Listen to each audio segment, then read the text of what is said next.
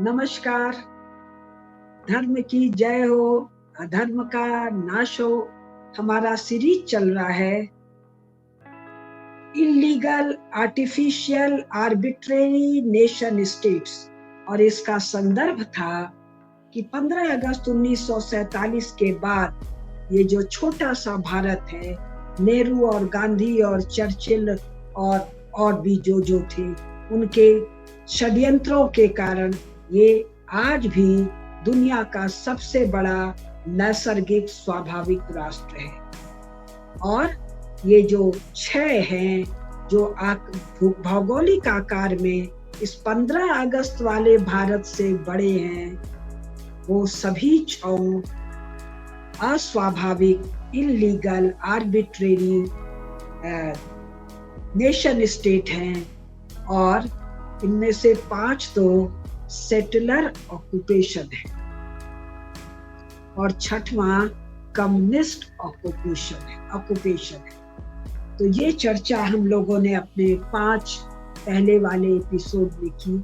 आइए आज चर्चा करें उस पुण्य भूमि राष्ट्र भारत की, जहाँ धर्म निहसता है, खिलखिलाता है, जहाँ धर्म का सेवन होता है और धर्म के सेवन के कारण विश्व के कल्याण की संभावनाएं जहाँ निहित है। तो ये जो भारत है, ये दुनिया का सबसे बड़ा नैसर्गिक स्वाभाविक राष्ट्र है।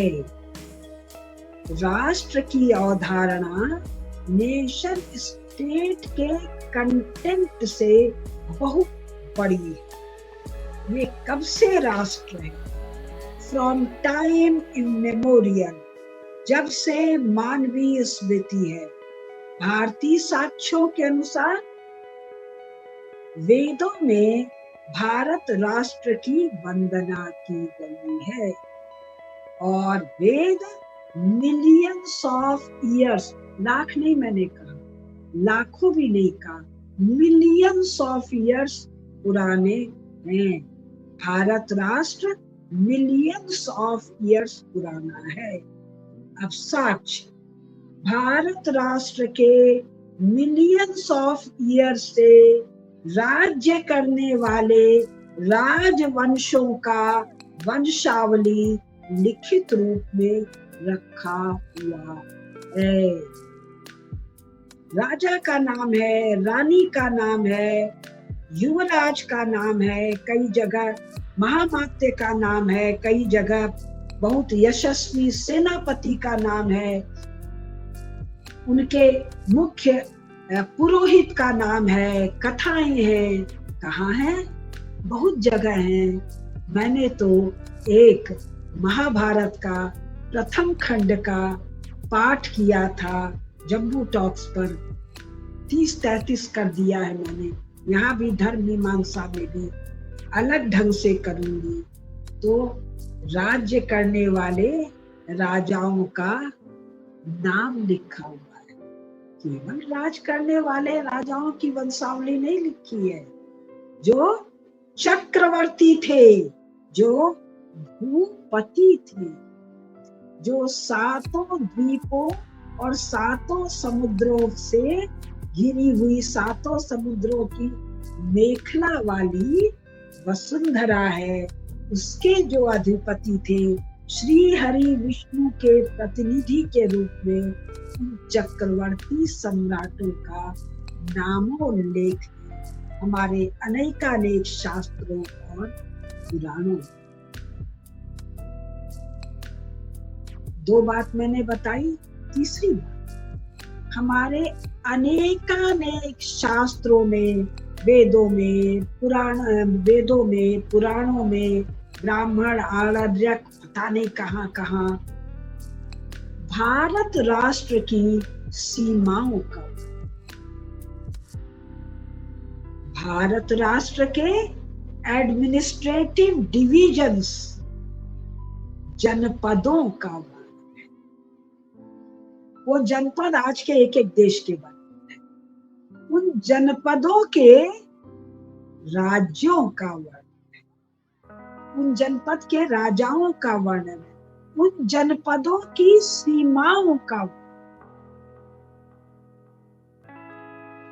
समस्त जम्बू द्वीप में फैला हुआ जो ये विशाल भारत है, इसके नदियों का वर्णन है, इसके झीलों का वर्णन है, इसके लैंडलॉक्ड समुद्रों का वर्णन है, इसके पर्वतों का, किस पर्वत पर क्या खनिज है उसका वर्णन है, पर्वत की वनस्पतियों का वर्णन है, उस पर्वत पर सूर्यास्त कैसा है, सूर्योदय कैसा है, उसका वर्णन।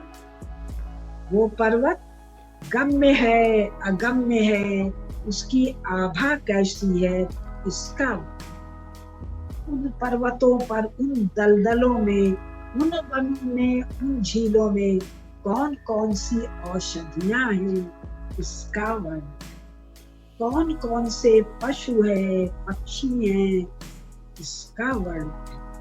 कहाँ सिद्ध है, कहाँ चारण है, कहाँ किन्नर है, कहाँ देवता है, इसका वर्णन। एक जगह नहीं, क्रॉस रेफरेंस किया। यहाँ ये वर्णन है कि यदि एक क्षेत्र से दूसरे क्षेत्र में जाना है तो कौन कौन से रास्ते, वो रास्ते कौन से सुगम मार्ग है, कौन से अगम्य और कठिन मार्ग है। कहाँ कहाँ हमारे यहाँ वायु मार्ग से जो समर्थ लोग हैं वो आते जाते। हमारे यहाँ ये वर्णन है किस क्षेत्र के जन, पीपल, मनुष्य किन आयुधों का, शस्त्रों का प्रयोग करते हैं, किस क्षेत्र की भाषा क्या है, लिपि क्या है, भोजन क्या है, वस्त्र क्या है, आभूषण क्या है, ऋतु क्या है, ऋतुचर्या। तो हमारे यहाँ नागों के नाम हैं। जब मैं महाभारत पढ़ रही थी, आप लोगों को भी पढ़ के सुनाऊंगी, नागों के वंश हैं, केवल तक्षक नहीं है, कर्कोटक है, वासुकी है, शेष है, कौन किसका मामा है, कौन किसको वर दे रहा है, कौन किसका कहाँ की राजकुमारी है, ये सारे वर्ण हैं। केवल रामायण को ले लीजिए, वाल्मीकि कृत रामायण कब का है? NASA, United states of America का नासा जो स्पेस रिसर्च का सेंटर है, उसने कहा, जिसको हम राम सेतु के नाम से जानते हैं, कि साहब ये मनुष्य के द्वारा बनाया गया सेतु है, एडम ब्रिज है, और ये कभी वो उसको 16 लाख साल पुराना बताते हैं, कभी 13 लाख, कभी 18 लाख, और आज 23 लाख साल पुराना बताते हैं। तो जो रामायण है वो वाल्मीकि जी राम के समय स्वयं उपस्थित थे। ये कंटेम्प्ररी राइटिंग है, क्योंकि तभी तो सीता जी उस आश्रम में रही, तभी तो लौ कुश का वहां जन्म होता है। तो हमारे यहाँ कंटेम्प्ररी समकालीन इतिहास लिखना कितना पुराना है? कम से कम 23 लाख साल।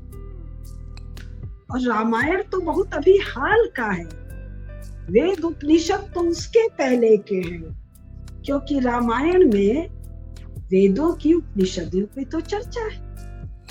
रामायण में तो हमारे पहले गए ऋषियों की चर्चा है, और स्वयं भगवान राम रघुवंशी हैं, सूर्यवंशी है ना, सूर्य के आराधक हैं।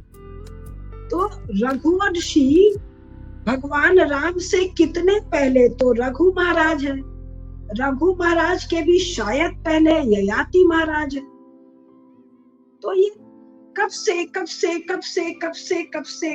की कहानी एक जगह नहीं, 20 जगह लिखी हुई है। अब आइए, भारत एक राष्ट्र है। कैसा राष्ट्र है? विशाल राष्ट्र है। इस विशाल राष्ट्र के कृषि के वाणिज्य का वर्णन है। खेती कैसे करते हैं, किस क्षेत्र में कौन कौन सा उपज है, उस उपज से कैसा कैसा भोजन बनता है, कैसे कैसे धातुओं के बर्तपात्रों में कौन कौन से क्षेत्र में उपयोग होता है, किस किस कार्य में उपयोग होता है। फिर राष्ट्र है, राजा है, तो सेना है। तो सेना कैसे रखी जाती है? सेनाओं का विशाल वर्णन है हमारे 2 इतिहास और 2 महाकाव्य, रामायण और महाभारत युद्ध काव्य। महाभारत में 18 अक्षौणी सेनाओं का वर्णन है और रामायण में तो युद्ध जो हो रहा है, रावण युद्ध, उसमें तो 18 अक्षौणी से भी अधिक सेनाएं हैं। अक्षौणी सेना कितनी है, जब हम महाभारत रामायण पर बात करेंगे तो हम लोग चर्चा करेंगे। तो केवल ये चर्चा नहीं, बार बार ये चर्चा है कि सेना को रखा कैसे जाता है, सेना को वेतन कैसे दिया जाता है। चतुरंगणी सेना है, जल सेना भी है, थल सेना भी है, अश्व सेना भी है, गज सेना भी है, वायु सेना भी तो है। जब राम और रावण का युद्ध होता है तो मेघनाथ और रावण के वायु युद्ध का भी तो वर्णन है और भी बहुत जगह वर्णन है।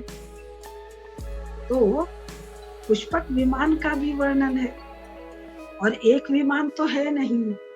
जब हम महाभारत पढ़ते हैं अनेकानेक विमानों का वर्णन है और हर विमान का एक नाम है, बाणों का नाम है, शंखों का नाम है। युद्ध के अनेकानेक व्यूह रचनाओं का नाम है। एक चक्रव्यूह तो आप सबको याद होगा, अभिमन्यु वाला। सैकड़ों सैकड़ों व्यूह रचनाएं हैं। कैसी? जल में युद्ध, जल और थल में युद्ध, केवल थल में युद्ध, थल में गरम में युद्ध, जाड़े में युद्ध, पानी के किनारे युद्ध, दलदल में युद्ध, पहाड़ पर युद्ध, बहुत सीमित क्षेत्र में युद्ध, बहुत विस्तृत क्षेत्र में युद्ध। केवल इतना वर्णन नहीं है। राष्ट्र है तो राष्ट्र नीति, राजनीति का वर्णन है और एक जगह वर्णन नहीं है। राजनीति के लिए विदुर नीति है, बृहस्पति नीति है, शुक्र नीति है, नारद नीति है और ये जो अर्थशास्त्र है चाणक्य वाली, ये भी तो राजनीति है। संसार में कहीं भी, और जब संसार हम कह रहे हैं तो हम किसकी बात कर रहे हैं? यूरेशिया, दोनों अमेरिका, ऑस्ट्रेलिया, अफ्रीका की चर्चा मैं नहीं कर रही हूँ क्योंकि मुझे ज्ञान, लेकिन जो थोड़ा बहुत ज्ञान है, यानी 25-50 पुस्तकें तो पढ़ी हैं मैंने, उनके अनुसार इन सब क्षेत्रों में, यानी दोनों अमेरिका, अफ्रीका और ऑस्ट्रेलिया में भी सनातन धर्मावलंबी जन ही रहते हैं। क्यों? जो हमारे चक्रवर्ती सम्राट हैं, जो समस्त वसुधा का पालन करने वाले सम्राट हैं, वो इस भूभागों का भी तो पालन कर रहे हैं। फिर भी अभी मेरा जो फोकस है, ध्यान है, वो है जिसको यूरेशिया या जम्बूद्वीप कह रहे हैं, इस पर। तो राजनीति है, केवल राजनीति तो नहीं है, क्योंकि राजनीति राजदंड है। क्यों? धर्म दंड को अनवरत अबाधित प्रवाहित होने के लिए, अन्यथा राजदंड की राजा की आवश्यकता है। धर्म अबाधित व्यवहृत हो और प्रवाहित हो। क्यों? धर्म है तो सुख है, धर्म है तो अभय है, भय नहीं है। धर्म है तो आनंद है, धर्म है तो भातृत्व है, और अभय मनुष्य को मनुष्य से नहीं, जीव मात्र में अभय है। क्यों? धर्म है तो ऋत चक्र सुंदर ढंग से संचालित है। तो फिर वृक्ष को भी अभय है, शेर को भी अभय है, चींटी को भी अभय है, जीव मात्र को अभय। धर्म है तो व्यापार है। आजकल तो वाणिज्य व्यापार को इतनी हीन दृष्टि से देखने लगे। यूरोपियन विमर्श, जिसको कॉलोनाइजेशन कहते हैं, उसके प्रभाव में अगर वैश्य नहीं है, व्यापार नहीं है, वाणिज्य नहीं है, तो डिस्ट्रीब्यूशन कैसे होगा भाई कमोडिटीज का? डिस्ट्रीब्यूशन कैसे होगा भाई सर्विसेज का? भाई ब्राह्मणों को, क्षत्रियों को, शूद्रों को पालेगा कौन भाई? अगर वैश्य नहीं है तो ब्रह्मचर्य आश्रम, वानप्रस्थ आश्रम और संन्यास आश्रम को खिलाए पिलाएगा कौन भाई? तो धर्म है तो व्यापार, वाणिज्य अबाधित है। जब धर्म है तो सड़कें हैं। भारत के लखी बंजारे, बंजारे शब्द वणिक और वाणिज्य से है, ट्रांसपोर्टेशन है। यहाँ से वहां कमोडिटीज को ले जाना है। ये गांधी जी का एब्सर्ड सेल्फ सफिशिएंट गांव का देश नहीं है भाई। सेल्फ सफिशिएंट गांव है तो हमारे लखी बंजारे क्या कर रहे थे भाई? और एक लखी थोड़ी था। लखी का मतलब जिसके पास 1 लाख गाड़ियां हैं, यानी 2 लाख बैल हैं, यानी 1 लाख गाड़ीवान और 1 लाख उसका हेल्पर, 2 लाख और 10-20 हजार स्टेपनी भी रखना ही पड़ता। और लखी इस विराट भारत में लाख नहीं तो हजार तो है ही है, और हजारा तो पता नहीं कितने हैं। हमारे यहाँ केवल गंगा जल को लेकर जो चलना है, गंगा जी तो यहीं पर बह रही है ना। संपूर्ण भारत में गंगा जल जा रहा है पूजा के लिए, भोजन के लिए और 2-4% के स्नान के लिए। राजा अपनी उपाधि बना रहे हैं गंगा नदी के नाम पर, यानी इतना गंगा जल लाए हैं कि गंगा जल की झील बना देते हैं। अभी एक फिल्म आई थी, उसमें भी उनकी उपाधि कुछ गंगा कोंडा कुछ ऐसे करके चोल महाराज की उपाधि थी। तो केवल गंगा जल लाने में लाखों गाड़ियां लगी हुई थी। फिर गेहूं जा रहा था, चावल जा रहा था, कोदो जा रहा था, नमक जा रहा था, मिठाइयां जा रही थी, फूल जा रहे थे, लोग आ जा रहे थे, तीर्थ हो रहे थे। महाभारत में तीर्थों का नाम लेते लेते हम इतना थक गए कि हमने बंद कर। कम से कम 30-35 पेज में केवल तीर्थों के नामों का 10-20-50 हजार 1 लाख तीर्थ, और इनमें तीर्थ यात्राएं इनका वर्णन है। जो है ये सब आज भी, जबकि वो कोई कह रहे हैं जी ऐसी बेहूदी बात कहते हैं। कोई एक अलाउद्दीन खिलजी था, उसने, अलाउद्दीन नहीं कोई दूसरा खिलजी था, जिसने नालंदा जला दिया। नालंदा जला दिया तो पुस्तक नाश हो। अरे एक पुस्तक की एक ही कॉपी थी या 10 ही प्रति थी जो नालंदा में धरी हुई थी। 150 तो विश्वविद्यालय, लाखों गुरुकुल का वर्णन तो अंग्रेजों के समय में। किस क्षेत्र में जहां अंग्रेज कुछ प्रभावी है, वो तो थोड़ा सा क्षेत्र है। 15 अगस्त 1947 का थोड़ा सा क्षेत्र। इस विराट भारत में कितने गुरुकुल है, सब पुस्तक तो वहां पर है ना भाई। महाभारत में एक वर्णन है, दुर्वासा जी जब जा आ रहे हैं, कौन सा प्रसंग है मुझे याद नहीं, तो अनेक बैलगाड़ियों में पुस्तकें चल रही हैं। कहाँ? अरण्य में। फिर एक वर्णन है जहां से महाभारत की शुरुआत होती है, नैमिषारण्य, अपने उत्तर प्रदेश में, अयोध्या जी के पास। इसमें 12 साल का एक सत्र होता है। एक कुलपति, अनेक कुलपति वहां हैं, वो 10,000 छात्रों, आचार्यों को भजन, भोजन, पठन पाठन में समर्थ।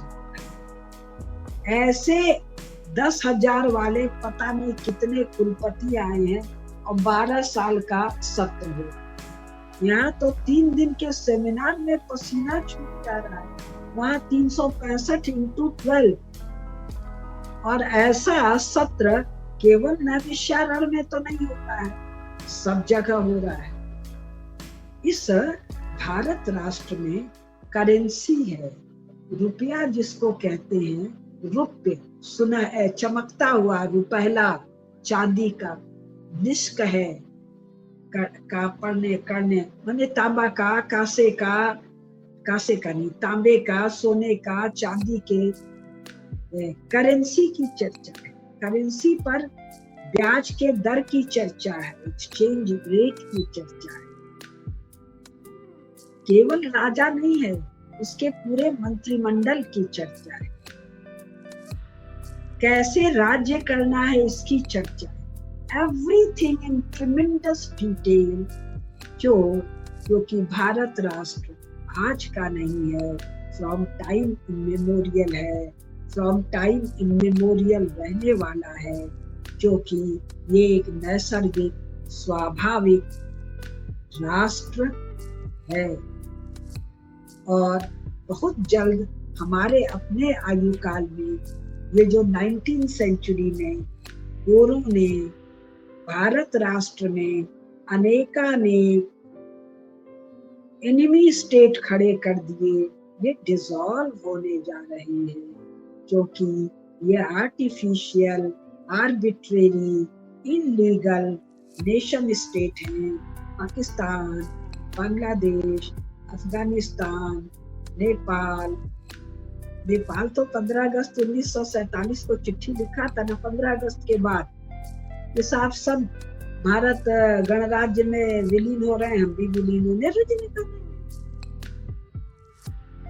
जैसे कश्मीर वाले का। वो भी कथा किसी दिन आपको सुनाएंगे।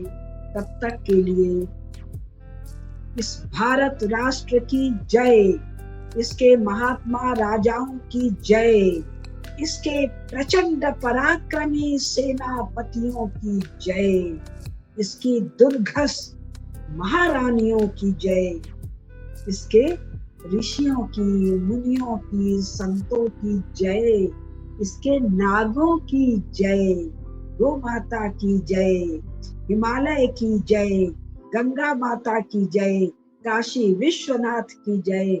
हर हर महादेव।